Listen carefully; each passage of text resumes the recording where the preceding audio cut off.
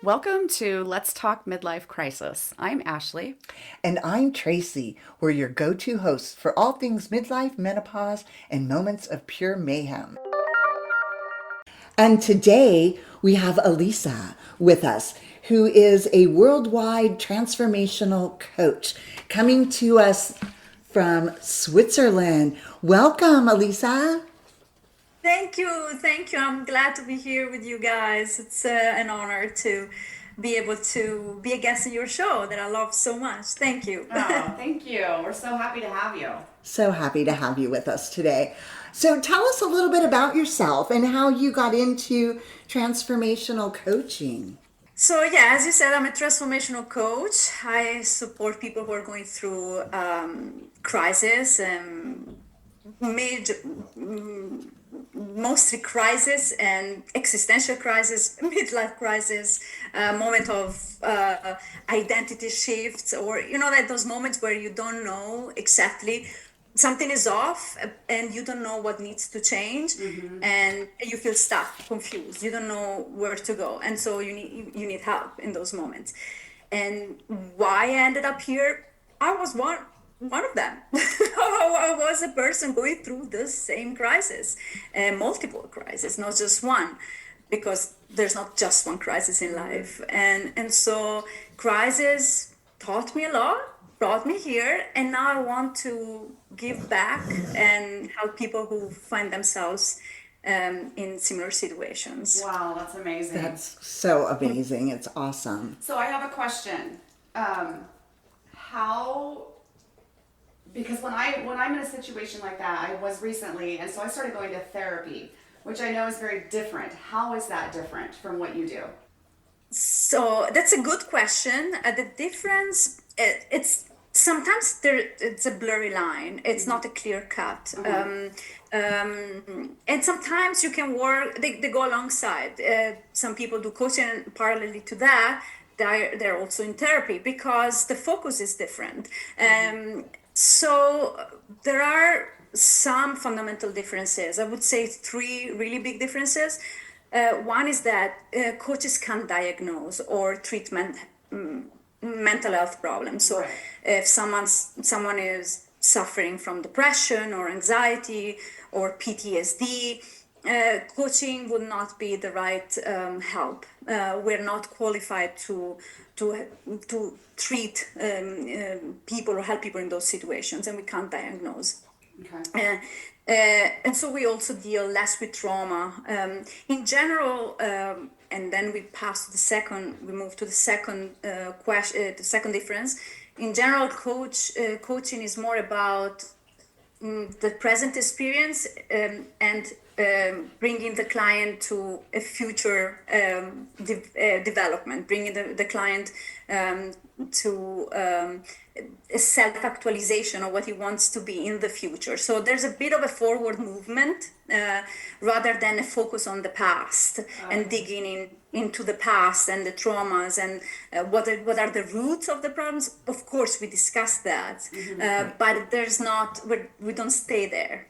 So it's starting from the present moment and the present situation and look ahead. How can we get unstuck from here? How can we bring you farther? What are the limiting beliefs that are now present that we can solve so that you can move forward? So there's this forward movement.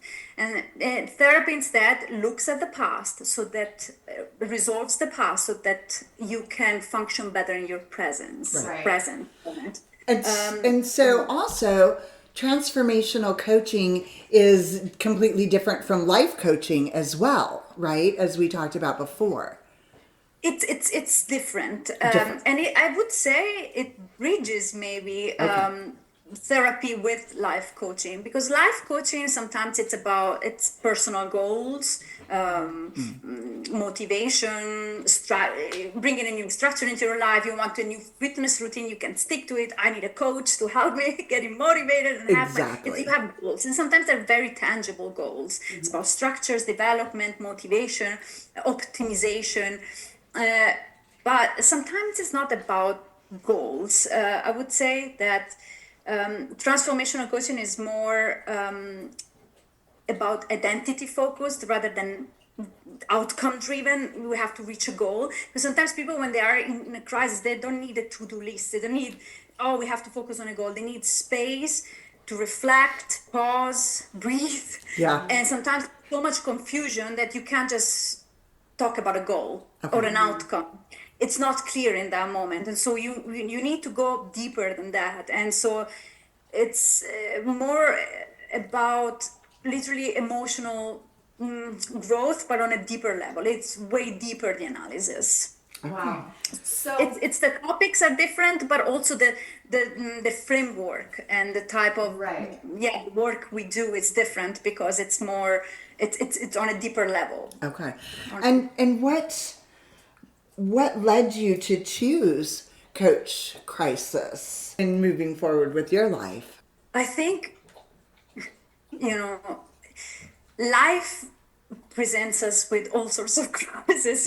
I mean, you made a whole posting just about the midlife crisis, which is a huge one, no? Right. And but it's just an incredible moment where we feel a lot of pain, and if we use that pain in a constructive way, we can really transform our life. That's why we talk about transformational coaching.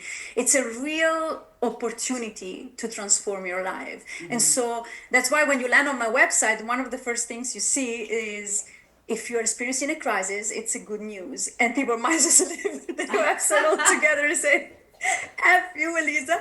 And I get that.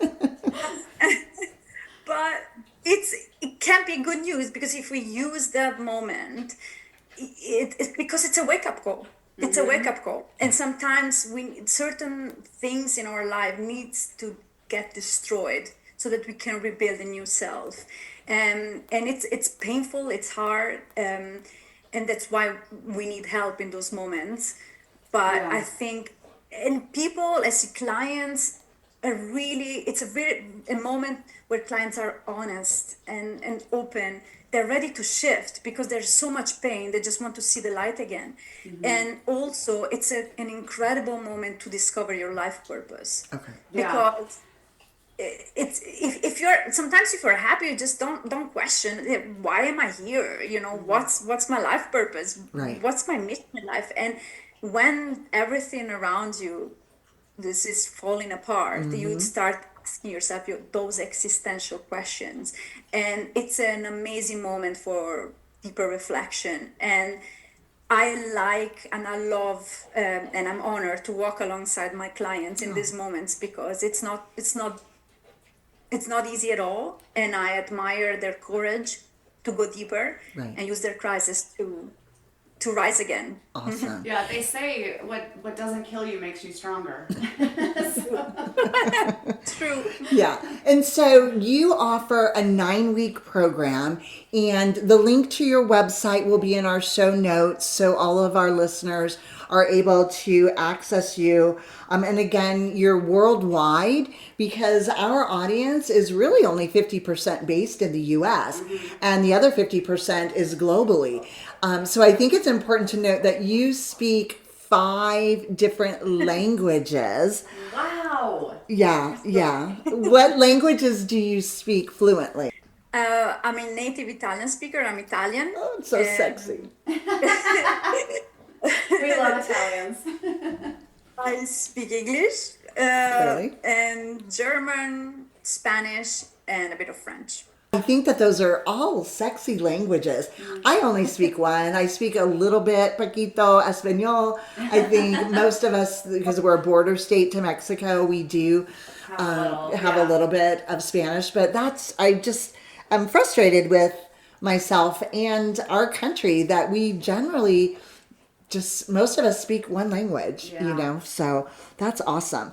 Now, we wanted to also talk about redefining the midlife crisis, right? Since we are, that's what our podcast is about, and we're midlife, and which is why we started it, with us talking and our group of friends. Our experiences, sharing those and realizing how important it was to have each other to lean on when we were going through these types of things. But can you help us redefine in midlife crisis?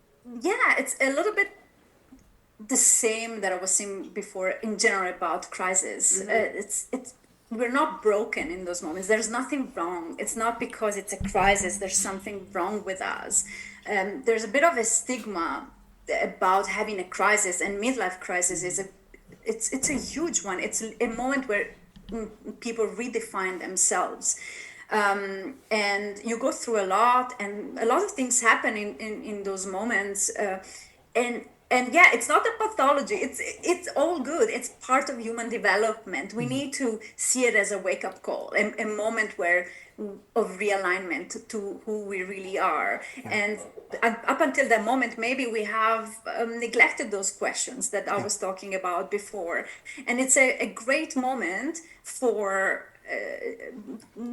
for realignment. I would say rather than crisis, it's a wake-up call, a call to yourself again, to your soul, literally. 100%, I agree. And I think also that compiles to that is that perhaps if you've had children, maybe now your children have grown and, you're just experiencing this whole new rebirth. Career change, but this whole new rebirth to be, because I know for me personally, I am Tracy, I'm the professional.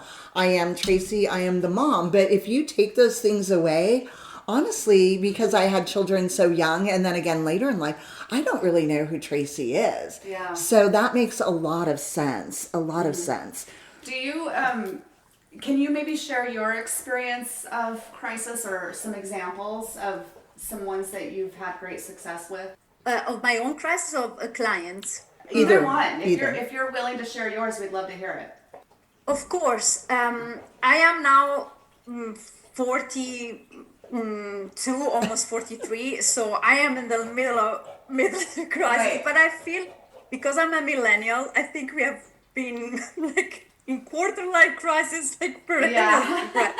My generation in particular has been in undergoing crisis. Right. Correct. Yeah.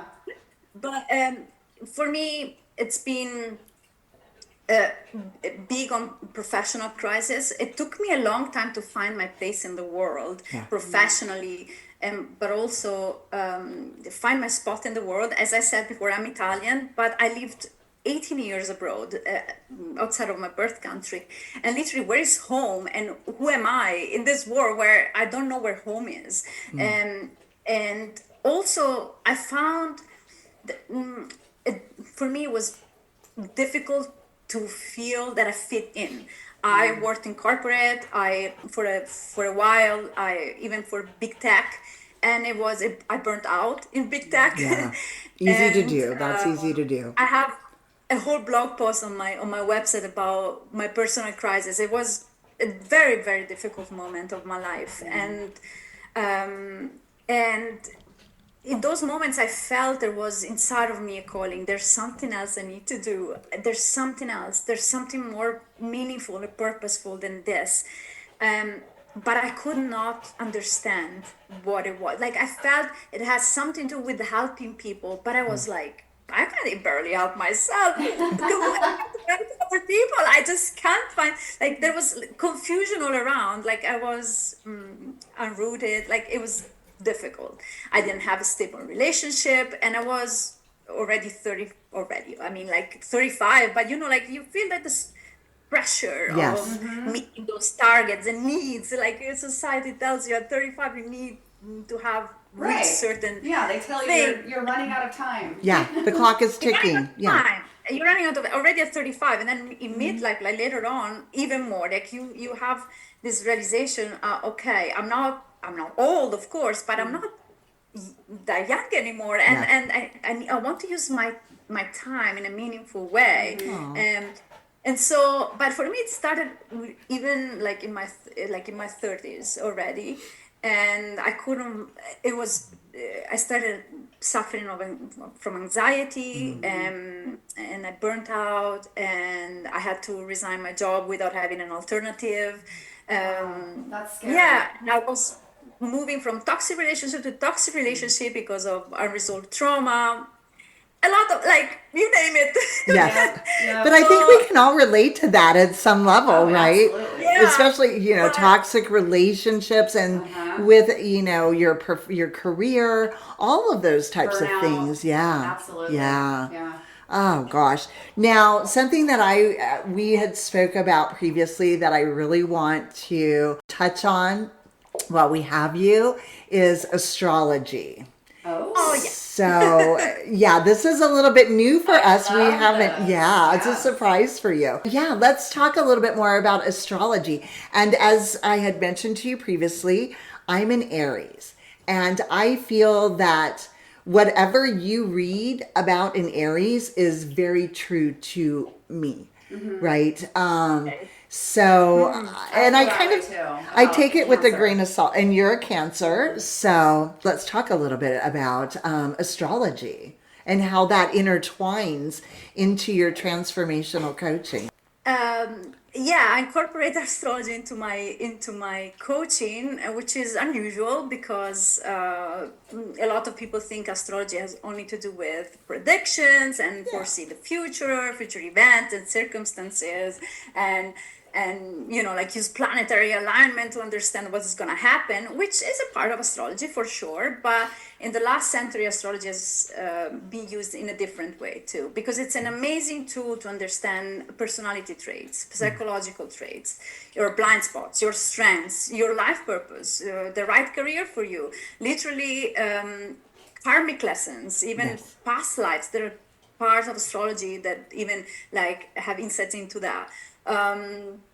It's literally an amazing tool to understand more about yourself, and it has given me a lot of insights about me, a better understanding who I am. And I thought, yeah, I want to have this in my toolbox and use it for my clients to understand better about themselves and about their blueprint. Literally, it's a cosmic blueprint. Right. It's not only about your sun sign, which is in your case Aries, Uh-huh. Cancer. and it's Cancer. That's your sun sign, but it's broader than that. That's what's fascinating, because that's only a tiny fraction of what's your astrological called birth chart or natal chart. Right. And it's basically the moment you're born. If you take a picture of the sky, you see the planets. Where are the planets in their journey around the sun in that very moment? And that gives you a unique photograph of you, Oh. the very moment where you're born. And if you take a picture of the sky, that's your natal chart, and that's unique. And according to how the planets Align. ask each other and aligns, and other factors like signs, houses, and aspects, they give you literally a very complex and very deep picture of yourself. And so I like doing that with my client. I'm not, because coaching is not and that's another difference with therapy, that I never Yeah. mentioned. Say the third difference, which is like a therapist has more of the authority figure. I am a doctor, you're a patient. But in coaching, there's not that authority. Okay. I'm like you, and we co-create this space. And there's no, I don't know more than you. I don't know. And you actually know more than me, because the answers are inside you, and I only help Right. you to get those answers out. I I love don't know the answers, you do. And so literally it takes the discrepancy in the away of this authority versus, like, how would you say that? Sorry, Yeah, I edit. get that. Like Yeah. the relationship is very different because Yeah, when there's you're going to a coach, you're looking for guidance and support, and when you go into a therapist, you're looking for results. Like you're like Or tools to yeah, use too. tools. Yeah. How do I? Yeah. Yeah. and So sometimes they need to give you a solution or answers or diagnose you. The coach is literally your equal. Equality is the base of the relationship. So when you talk about astrology, it was tricky for me, because I'm like, what if they seek answers? It's like, can you? Because if you know a language they don't know, and I know how to decode the symbols and they don't know, how can I just not turning to the authority who knows the astrological language, you don't. So I interpret your chart, and I Right. didn't want that. So I am literally like an interpreter only. I tell you the significance of the symbol, and then we dialogue about that. We brainstorm. What does that mean? What could that mean for you? If I tell you that this planet is about assertiveness and power and I don't know, initiative, uh, energy that initiates, where does that manifest in your life? Where do you see that in you? Yeah. Because you have this energy, it's predominant. How does that manifest? Right. And so Oh. it creates a base for a conversation, Yeah. but I'm only here to translate a code or a language. I'm not there to give answers or interpretations. So then what's the difference between like psychological astrology and predictive? So like you said, you can look at the map and translate that, but how is it different from like the actual psychological, like the makeup of you know? So basically, in the past, astrology was used to predict the future based on the transits of the planets in the sky. But now it's a bubble also with the influence of Jung, Carl Gustav Jung, the second analyst, what is it in English? Sorry. No, you're great. Your English is wonderful. That fell in love actually with astrology and recognized the power of the archetypal language and the symbols, and started like even studying it. And so in the last century, literally, it has grown this new use of astrology as a almost a it's almost like a personality test, literally, or I can see that. 100%. Yeah. I'm fire. I'm fire. I'm a leader. Exactly. I'm, all these things. And I know this, but I think with knowing it, it helps me navigate life, Mentally, right? too, yeah. Mentally, yeah. So now, of course, it's taken me my whole life to be able to implement, appropriate changes now based upon that knowledge, Yeah. right? It's interesting you mentioned fire, Tracy, because I think elemental astrology is one of the things I love the most. Literally analyzing the elements in a chart. How much fire do you have? How much water, earth, or air? It gives you tremendous insights about what lights you up, what drives you, and what literally can lead to starvation, emotional starvation, or motivation if that element is not fed. If, let's say, if you're a fire sign and you don't feed that fire, you can literally have depression. Wow. And I recently had very, that. very important to recognize what is the driver in us. And so the analysis of the elements is really it's worth a whole podcast. I tell you, it's really interesting. So, how can people work with you and how can they find you? Now, we will have your website in our show notes. And if you use the code LETS, LETS, you can receive 15% off. Thank you for extending that generous offer to our listeners. But tell us a little bit more about how, individuals can find you. Yes, I work one-on-one. And my program is a 9-week journey, let's say, of one-on-one sessions, so 9 sessions. I developed it with experience, because at the beginning it used to be 6, and I noticed for this level of transformation, for these situations we talked about before, it requires more time. And so if 9-week program, let's say it's divided in 3 moments, key moments. The first one, it's called depth, because it's where people just need to be listened to. They need to build a rapport with you, and they need to have like that space where they're like, oh, finally someone is listening to me. I can unpack all this. Yes. And I can do it without worrying about judgment, about about worrying the other person, and just literally, I barely say a word sometimes for the first 3 sessions. There's this release and explaining what is the crisis about. And we go really, really, really deep on those three, because I need to understand their world, their inner world. And it's all about letting just release it. Yes. And then we start working more actively on the second stage, which is called focus. And what we focus on is emotions, thoughts. It's an observation work on what are the voices inside your head, what are they saying, what are the narratives.